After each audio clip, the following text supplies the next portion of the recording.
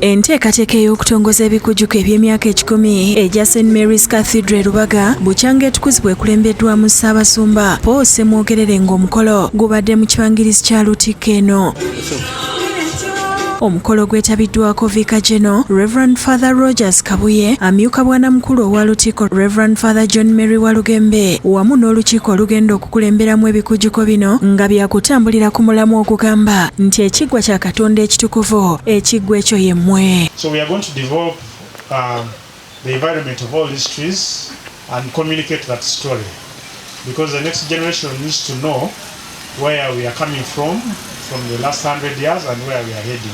Ebbanga lirabikanga ettono naye ffe twasimbudde dda era tutambula era nga twagala okukakasa nti olunaku olwo lujja kuvaamu ebibala. Basoose kwanjula pulaani ey'okuddaabiriza Lutiiko ng'ekimu ku bikulembedde ebikujjuko bino, era ssentebe w'olukiiko luno Ignia Pius Mugalase ategeeza nti omulimu guno gwa kumalawo ensimbi ezikunukkiriza mu buwumbi obusatu. Naye nga ssente zonna si za kuzimba, ez'okuzimba ziri 1.485 billion.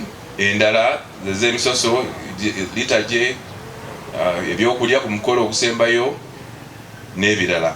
Obubaka bwa bwanamukulu Father Chris Mayanja bwanjuddwa Father Walugembe ng'ono alambuludde ku bukulu bw'ekijaguzo kino. Ebirungi bingi nnyo Mukama byatuweereddemu, emikisa gy'atuwadde, ekigambo kya Katonda kirangiriddwa mu yo, amasaakalamentu gafuniddwa, enjigiriza ez'enjawulo ezitukutteko ebbanga lino lyonna. Ye Ssaabasumba alambuludde ku byafaayo bya Lutiiko eno okuviira ddala mu 1925 nokodde y'abantu ab'enkizo abaawuma omutwe mu kuzimba Lutiiko, okuli n'eyali Ssaabasumba Henry Stenseera n'abalala baagambye nti bakola omulimu gwa ttendo. Brother Gilbert, Brother Hamad, who made the plan,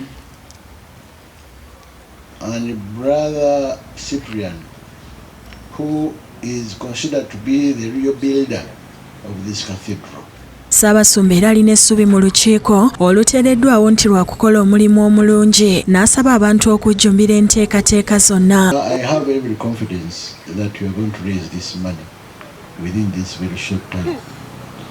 And see committed people here. This cathedral is not only for the archdiocese. There is nobody in Uganda who works in Kampala and stays in Kampala, has bought a piece of land in Kampala, has a company or property or business, who should claim that it belongs to another diocese. Oluvannyuma akulembeddemu okutema evvuunike ery'okuddaabiriza Lutiiko ng'omulimu gusuubirwa okuggwa nga 26 Oktoba omwaka guno, era nga yegenda okubeera entikko y'emikolo. Omu ku bali kakiiko kano ye mukuŋŋaanya w'olupapula lwa Bukedde Michael Mukasa Ssebbowa n'abalala abakunze abantu okujjumbira enteekateeka eno. Tujja kubeerawo n'ebintu ebikulembera omuli okuteekawo enkyukakyuka mu ndabika y'ekifo n'endabika ya Lutiiko yennyini. Tubasaba mubeere nti mutuwa ssente sobole okuzimba cathedral mu budde tugiddaabirize n'okukola project ey'emyaka 10.